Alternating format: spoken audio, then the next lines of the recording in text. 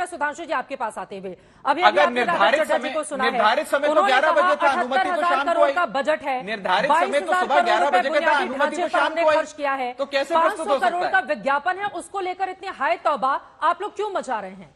वही 500 करोड़ बीजेपी को इतना ज्यादा क्यों चुभ रहा है? सुधांशु नहीं नहीं, देखिए समस्या क्या है, ये आवाम का मजाक तो आम आदमी पार्टी बना रही है।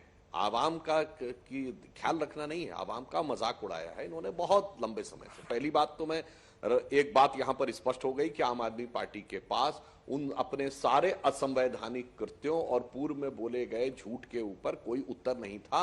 वह निरुत्तर थे, इसलिए उसके ऊपर कोई प्रश्न नहीं बोला, मगर कोई उत्तर नहीं दिया। परंतु अब हम इसके ऊपर जवाब देते हैं। देखिए, आपने सबसे पहले यह कहा, तो बात विषय यह था कि कैपिटल एक्सपेंडिचर पिछले साल से थोड़ा कम हुआ और जितना खर्चा विज्ञापन पे किया था उससे डबल का आवंटन हुआ। विषय ये नहीं था कि विज्ञापन ज्यादा कैपिटल एक्सपेंडिचर कम। ये तो एक हास्यास्पद बात है कि आप मजाक पे करना चाहें। कोई ये नहीं कह सकता कि कैपिटल एक्सपेंडिचर से विज्ञापन ज्यादा होगा। कैपिटल एक्सपेंडिचर में कमी प्रतिशत की दृष्टि से, वो भी आप संख्या में नहीं कहेंगे, कैपिटल एक्सपेंडिचर तो बहुत होता है, और विज्ञापन में बढ़ोतरी यह दर्शाता है कि मूलभूत आधारभूत कामों को करने से अधिक रुचि प्रचार प्रसार करने में है। इसीलिए मैंने यह बात कही थी कि जिस बात का आप बार बार प्रचार करते थे कि ऑक्सीजन की कमी से ये हुआ, जिसके लिए बाद में आपने एक भी व्यक्ति का सत्यापित प्रमाण पत्र नहीं दिया कि ऑक्सीजन की कमी से डेथ हुई है, इस बात के लिए प्रमाणित था कि आप क्या करने का प्रयास कर रहे थे। अब इसीलिए हम आपसे यह कहना चाहते हैं कि आज की स्थिति में आपने जो कहा ठीक है, मैंने मान लिया, पर यह बताइए, हमने तो रात तक विधानसभा को चलते देखा है।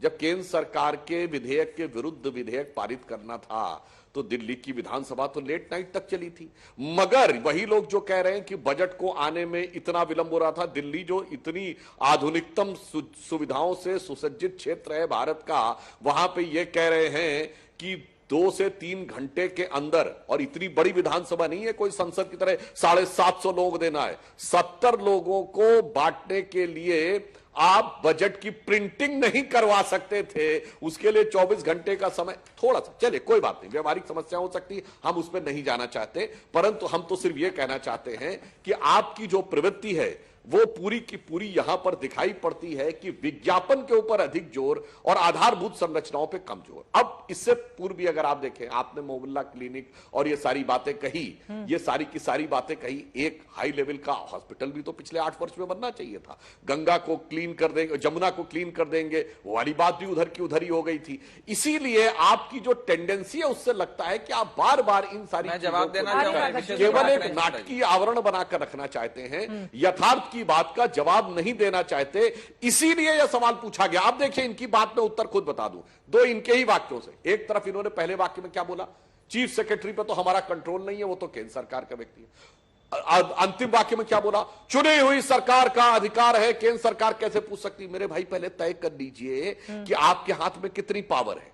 जब आपको यह कहना हो कि ब्यूरोक्रेसी पे कंट्रोल केंद्र सरकार का है, तो आप बन जाते मैं तो पूर्ण राज्य हूं नहीं, क्योंकि मेरे हाथ में ताकत नहीं थी, इसलिए उनके हाथ में है। और जब आपको राजनीतिक नाटकीयता करनी हो तो अचानक आप चुनी हुई सरकार बन जाते हैं, जैसे कि पूर्ण राज्य में हो। वैसे पूर्ण राज्य में जहां चुनी हुई सरकार आई है, वहां कानून व्यवस्था की क्या हालत हुई है वो पूरा देश देख रहा है। ऐसा प्रतीत होता है जैसे बंदर के हाथ में उस्तरा आ गया हो, उस जंग से पंजाब लहूलुहान हो रहा है। तो अब आपके पास बचाव का स्कोप नहीं है, आधी सरकार भी आपके पास है, पूरी सरकार भी